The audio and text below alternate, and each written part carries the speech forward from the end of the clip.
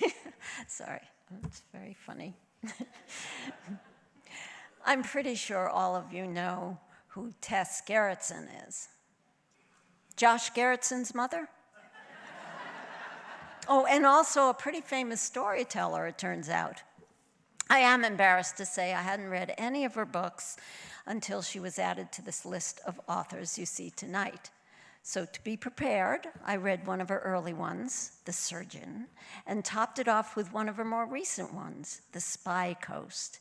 And thus, I am now a fangirl.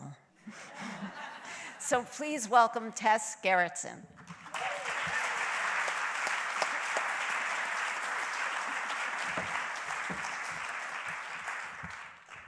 Good evening. In 1990, my husband Jacob and I moved to Camden, Maine. We didn't know a lot about the town before we got here. We knew it needed another doctor, which is why my husband was recruited. And we knew, having visited in summertime, that it had a charming harbor. It had 3 bookstores at the time, an impressive library, and excellent schools. But we didn't know about one of its most unusual secrets. Jacob was the first to notice something was odd about the town. He'd opened a medical practice with an emphasis on geriatrics, and many of his new patients were retirees. When he asked them about their work history, he'd occasionally hear this answer: "I worked for the government." "What did you do for the government?" my husband would ask. "Can't talk about it," they'd say. That was our first clue that we'd landed in an unusual town, a town where some people wouldn't or couldn't talk about their past occupations. Even a few of our neighbors were mysteriously reticent about what jobs they used to have. Now, retirees are almost always happy to talk about what they did for a living. What was going on here? It was our real estate agent who let us in on the secret. Our town is a haven for retired spies. Suddenly, we realized they were all around us. We found out that on the short street where we lived at the time, there was a retired OSS officer living to the right of us and a retired CIA officer down the street to the left of us. Once I inadvertently unmasked one. My son wanted to have a sleepover with a friend, and I called the friend's father to arrange it. Sometime during the conversation, I made a joke of something like, "Oh, you must be one of those retired spies."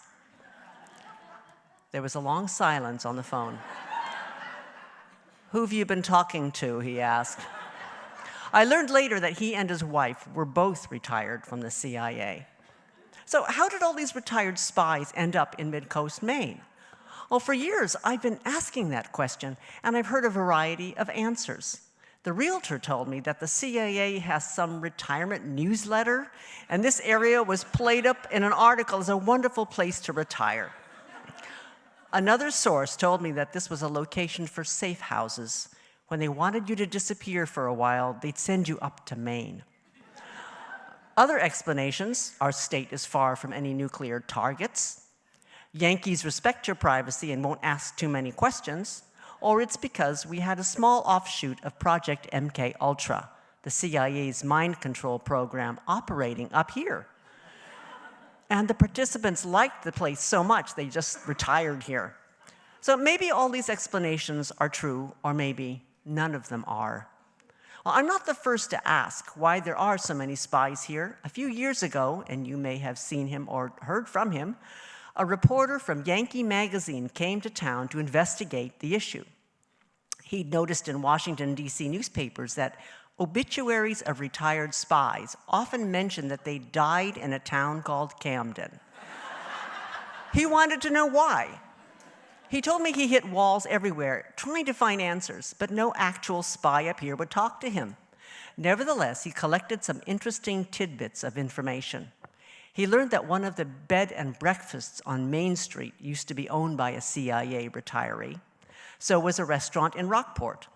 I'm sure we've all heard the rumors about a certain librarian. And did Tibbetts Electronics really make just hearing aids?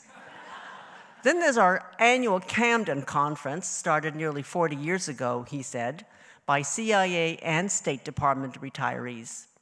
He told me that many spies of that era were recruited from Ivy League schools such as Harvard and Yale.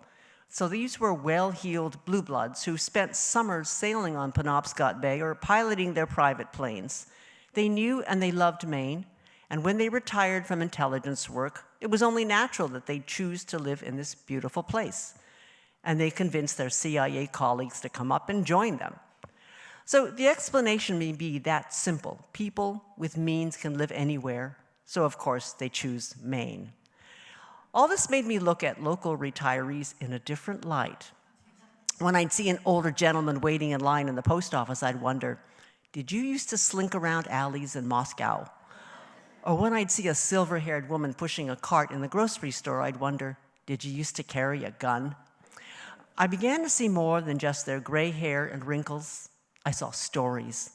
I saw romance and adventure and secrets they will never tell anyone. It took 3 decades before I finally used any of this in a novel.